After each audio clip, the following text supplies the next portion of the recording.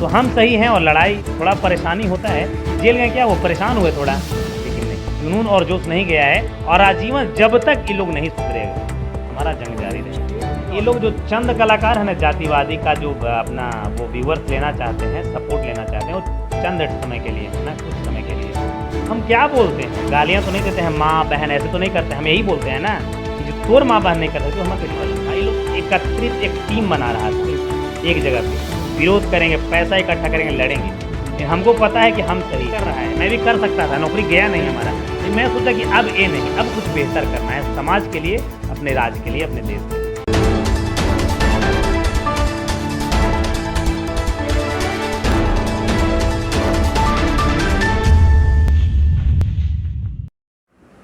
यूं ही नहीं होती बेटियों के प्रति किसी की नज़रें बेपरवाह। कुछ संस्कारों में कमी है तो कुछ अश्लीलता की मेहरबानी है। हमारे साथ मौजूद है मगहिया जवान से गौतम सिंह राजपूत जी।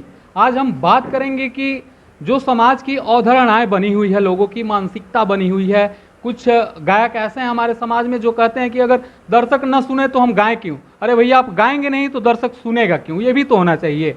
और ये मुहिम को पूरी तरह से जागरूक करते हैं गौतम सिंह राजपूत जी। आज वही हमारे साथ मौजूद है। सबसे पहले तो स्वागत है आपका हमारे चैनल पर। सबसे पहले जितने भी न्यूज़ सुपर 7 देखने वाले दर्शक हैं सबको हमारा नमस्कार, प्रणाम।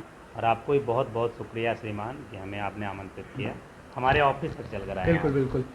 तो एक चीज़ हम जानना चाहेंगे, हम आपका थोड़ा सा बैकग्राउंड देख रहे थे। फार्मास्यूटिकल्स कंपनी में 80 से 90 हज़ार की तनख्वाह मिलती थी।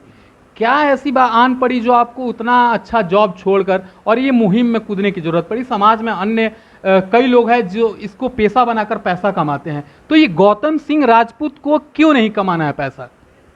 देखिए श्रीमान, सबसे बड़ी बात है कि जैसा आपने कहा, फार्मास्यूटिकल्स कंपनी में हम पिछले 10 साल से थे। 6.5 लाख का पैकेज था हमारा, इंसेंटिव्स आते थे, एक्सपेंसेस मिलते थे, एवरेज 80 to 90 आता था। 10 साल मैंने नौकरी किया। अब एक एवरेज लाइफ जीने के लिए लोगों को कितना आवश्यकता है? 20 से 25 हज़ार। बिल्कुल बिल्कुल। ऊपर पैसा तो ले जाना है नहीं। हम भी बेटी के बाप हैं। और जब उस जगह पे रह के जब चीज़ों को सोचिएगा, देखिएगा एक बाप के कुर्सी पे बैठ के, तब आपको समझ में आएगा, है ना। तो चीज़ों को मैं जज किया, समझा। शायद लोगों को पता नहीं, जब देश से गुलाम था हमारा, आज़ादी के लड़ाई में, आज नाम चंद्रशेखर आज़ाद, सुभाष चंद्र बोस, खुदीराम बोस, भगत सिंह, सिर्फ 10 ही लोगों को क्यों जानते हैं लोग? कहीं ना कहीं इन्होंने ज़्यादा किया है, किया है ना। किया तो बहुतों ने, इनका ही नाम क्यों जाना जाता है? हमसे पहले भी विरोध करने वाले बहुत आए, हमसे बाद भी बहुत आएंगे, लेकिन ऐसा क्या कि लोग ट्रेंड में मुझे ला दिए। कहीं ना कहीं बदलाव हुआ है लोगों की मानसिकता से, मैं कह रहा हूँ। और जहाँ तक जॉब की बात है, करने की बात है, तो यार मैं प्लान किया। अभी मैं अरेस्ट हुआ, हम लोग दोनों भाई सेम नौकरी कर रहे थे। भाई वो नौकरी कर रहा है, मैं भी कर सकता था, नौकरी गया नहीं हमारा, लेकिन मैं सोचा कि अब ये नहीं, अब कुछ बेहतर करना है समाज के लिए, अपने राज्य के लिए, अपने देश के लिए। तो एक चीज़ और बताइए, ये जो आपने मुहिम छेड़ रखा है और इसमें पूरी ताकत के साथ आप आ रहे हैं, लेकिन कहीं ना कहीं लोगों के मन में एक डर सा बना होता है, चूंकि हमारा परिवार है, हमारे साथ कई लोगों की जिम्मेदारियां हैं। इसको आप एक परिवार के जिम्मेदार व्यक्ति होने के साथ साथ एक समाज के जिम्मेदार व्यक्ति भी बनना चाहते हैं, तो ये दोनों कैसे परस्पर आप मैनेज कर पाते हैं? बहुत तकलीफें होता है। शुरुआती दौर में जब शुरू किया था मैं, तो उस समय हमारे मम्मी पापा फ़ोन करके, बहन लोग, बड़ी बहन है, बोलती थी कि सबसे बड़ा ठेकेदार तुम ही हो, मैंने तुरे सबसे ज़्यादा ठिका हाओ आओ के चिंता ना है, अपन मघी में ना फ़ोन करके। हम बोले कि देख का है ना मम्मी, कि 17 साल का 18 साल की उम्र में जब भगत सिंह के फांसी पड़ ली है ना, तो उस समय भी हंसी थलती हो। मम्मी उस समय भी मना करी होती हो, कर भगत सिंह की मम्मी मना करी होती ना कि काहे जा रहे हो, तू ही बड़का चिंता है देश के, गुलाम है तो सब गुलाम है, लेकिन किसी को तो आगे आना पड़ेगा ना। हम बोले आज पूरे हमारे फैमिली, पूरे परिवार सीना चौड़ा करके प्राउडली कहता है कि हमारा बेटा है, हमारा भाई है। जब पूछता है कि अच्छा आपका भाई है क्या, आपका भाई है क्या, समय बदला, लोगों को परिवर्तन दिखा। आज कहते हैं पापा को लोग रोक के कि नहीं बहुत अच्छा काम कर रहा है वो। जेल भी गए तो एक दुखित होता है लोग। हमारे परिवार में कोई दुखित नहीं था। हम रेप करके थोड़े गए थे, लड़कीबाजी थोड़े कर गए थे, छेड़े थे थोड़े किसी को, हम एक लड़ाई के लिए गए थे। और एक चीज़ हम देखें आपके बारे में कि जैसे कि आपके खिलाफ अभी हाल में जो कार्रवाई हुआ, आप जेल गए, 1 महीना रहे, उसमें 2-3 केस आपने जिक्र भी किया हुआ है। एक जीताराम मांझी का कोई कार्यकर्ता आपके ऊपर केस ठोक डाला था, खेसारी लाल यादव के जो उनके मैनेजर विवेक सिंह जी का एक मैटर था। तो ये जो भोजपुरी इंडस्ट्री जो एकत्रित हुआ है, चूँकि ऐसा भी है कि आप जिस चीज़ के मुहिम खिलाफ में छेड़ रखे हैं, वो लोगों का एक कंपनी तैयार हो रखता है कि अब हमारा सीधे पंगा इनसे होगा। तो इसमें कहाँ तक आप पढ़ रहे हैं? क्या कहीं अभी ऐसा भी कोई समय आया है जब आपको मन में ये डर बना हो कि नहीं यार अब छोड़ते हैं इसको, अब हम अपना सुखमय जीवन जीना? नहीं, वर्ड तो आया ही नहीं जेहन में, दिमाग में नहीं वर्ड आया ही नहीं। हमारे अरेस्ट हुए थे तो पता था और पहले से भी मालूम था, ये लोग एकत्रित एक टीम बना रहा था एक जगह पे, विरोध करेंगे, पैसा इकट्ठा करेंगे, लड़ेंगे। लेकिन हमको पता है कि हम सही हैं, समझे कि नहीं।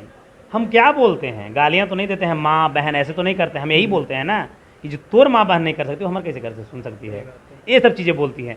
लेकिन बहुत सारा चीज़ें भी है, लोग हमें जातिवाद के लेकर ही बदनाम करते हैं। लोग कहते भी हैं कि नहीं ये इस प्रकार कर रहा है, रोकना चाहिए। गुंडई बहुत जगह से सुपाड़ियाँ भी मिलता है, बहुत सारी चीज़ें हैं, है ना, इंटरनली। लेकिन पता है हम गलत नहीं हैं और गलत के साथ ऊपर वाले खड़ा, सही के साथ ऊपर वाले खड़ा रहते हैं।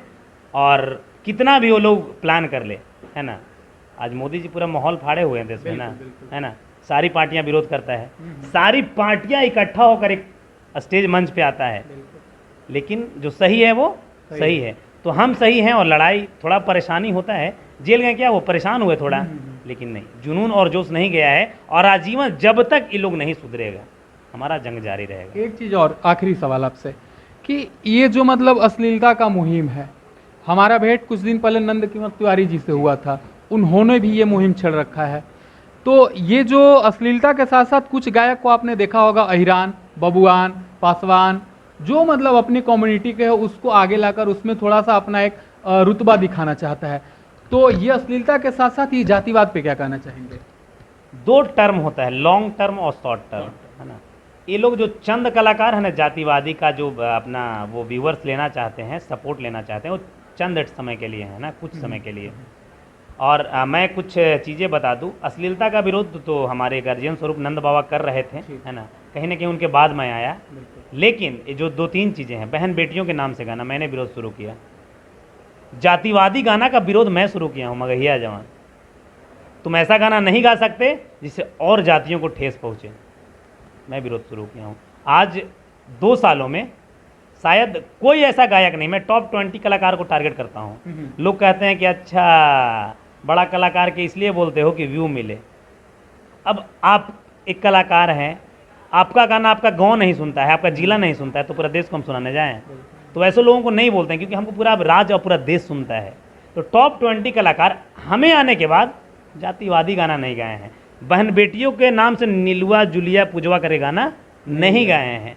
तो ये सब थोड़ा सा परिवर्तन है, और भाइयों का साथ रहा, आप लोगों का प्यार रहा, तो निरंतर परिवर्तन होगा। बिल्कुल, हमारा भी कोशिश रहेगा कि आप इस गरगद से हमारी समाज की जो भी बेटी बहन है, हमारी हो आपकी हो, उसको बाहर निकालने का सोच रखा जाए। तो आप सुन रहे थे, जो मगहिया जवान के नाम से भी समाज में परिचय का मोहताज नहीं है, वो हमारे साथ मौजूद थे। उन्होंने काफ़ी कुछ विषयों पे बात भी की, आप सुने। साफ तौर पे कहना है कि हम छोटे लोगों से इस मैटर पे बात ही क्यों करें, जब हम बड़े जो ऊपर के टॉप 20 है, उन्होंने बताया अगर हम ऊपर के लोगों को सुधार देते हैं तो निचला स्तर ऑटोमेटिक कहीं ना कहीं सहमेगा, सुधरेगा। तो ये जो इनका मुहिम है उसके लिए आपको आगे के लिए भी शुभकामनाएं रहेगी। बहुत बहुत शुक्रिया आपको, और जितने भी आपके दर्शक हैं सबको सैल्यूट रहेगा हमारा। और भाई को भी प्यार दीजिए और हमारे साथ बस बने रहिए। तो आप बहुत सारा प्यार दीजिए इनको, ये इस मुहिम में इनका साथ भी दीजिए। हम लोग भी कोशिश करते हैं कि ये सब दूर रहे, चूँकि समाज में हमारी बेटी भी है, आपकी बेटी भी है, और सबकी बेटी एक बेटी ही है। और नारी सशक्तिकरण सरकार ने भी मुहिम चला रखा है, आप तरह तरह की मुहिम देख रहे हैं, बेटियों के लिए आ रहा है। तो आप बने रहिए न्यूज़ सुपर 7 के साथ। मैं सुधांशु भारद्वाज आपके साथ फिलहाल लेते हैं विदा, मिलेंगे अगली कड़ी में किसी न किसी ऐसे ही पुरुष के साथ, व्यक्ति के साथ, जो कि अश्लीलता के गर्त से हमारी बेटियों को निकालने के लिए मुहिम छेड़ रखे हैं। धन्यवाद।